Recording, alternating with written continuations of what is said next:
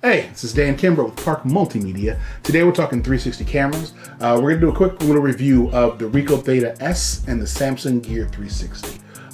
These are probably your best two options for price point, quality, and ease of use. You can get much bigger rigs that are a little harder to stitch together in post-production, and these two are pretty easy. They do self-stitching within the camera themselves, and so that you can output your final product. They do come with desktop apps, so you can do stitching there as well to make some tweaks, and so I think that for most people using these cameras or using 360, these are your best two options. Run down to the 360. It's from Samsung. Like I said, the Gear 360. It form factors a nice round ball, and so you're moving around in this way. I don't want to touch it because I'm actually shooting with it right now as well. And it has two dual lenses, and so you can choose the front lens or the back lens or both lenses together when you're out shooting.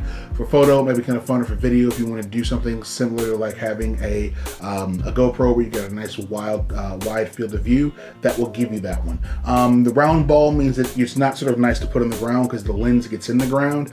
Maybe if you're shooting a Bug's Life, it'd be kind of cool to have that angle, but you need something to sort of elevate it off the ground. It does come with these legs, but then I got this little screw to put in here to put it a little bit higher.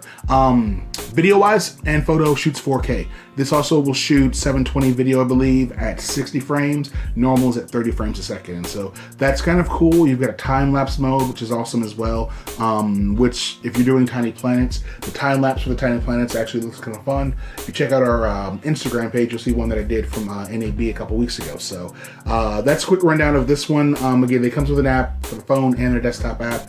Your Ricoh Theta, where this one lacks in video is that it does not shoot true 4K. It claims to have 4K capabilities, but what you end up with when the video is stitched is not a 4K video. It comes out more like 720 because of how it's stitching that one 4K image together as opposed to two dual lenses over here.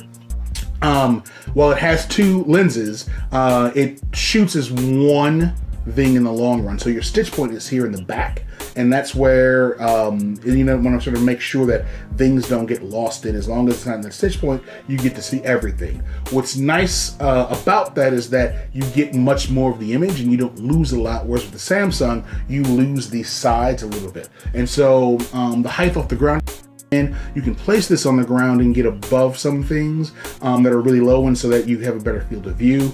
Your microphone sits on the top of this one. The app for this, when you're working in the app, I feel that this app is a lot stronger in what it does and a lot more intuitive as well. And so for me, the Ricoh wins hands down. And the only place that the Samsung wins is that it's actual true 4K video. Outside of that, if you're doing photography, I would choose this one hands over. If you're doing photography, I choose this one every time. I don't like this camera at all. Even though it shoots in 4K, the stitching is just horrible for me. And I can't get over how it stitches and how much you're losing in those stitch points.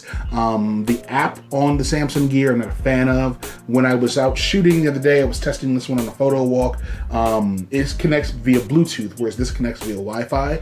And if I got more than like 4 or 5 feet away outside, the Bluetooth got real sketchy. And I would figure that the Wi-Fi would be the one to do that, but I've been able to sort of get 10 feet away and hide and still take a photo with this, and still be able to monitor, whereas with this one it would cut out. And so I was doing a photo walk where I didn't want to be in a lot of the shots and had to give up on that because I had to get close enough to be able to trigger the camera to take it. And you can set a timer so that, you know, you set it and you run away, but the few times that I set the timer and walked away because the timer hadn't counted down, it didn't take the photo. And so I wasn't happy with that either. The stitch time, this takes about 2 seconds. This takes anywhere from 8 to 15 seconds, depending on distance and what other factors are involved as well. And so I'm not a fan of it. The Ricoh for me, I've used this one for about a year now, and this is on loan from Google, and I can't wait to send it back. I'm not happy with it. They both cameras do have updates coming out this year, and so there will be a new Ricoh Theta and a new Samsung Gear. I will be real interested to see how the Theta improves and what they do with the Gear. I know that the form factor of the Gear is changing to match more of the Theta, where you're going to have sort of this bar-sized body.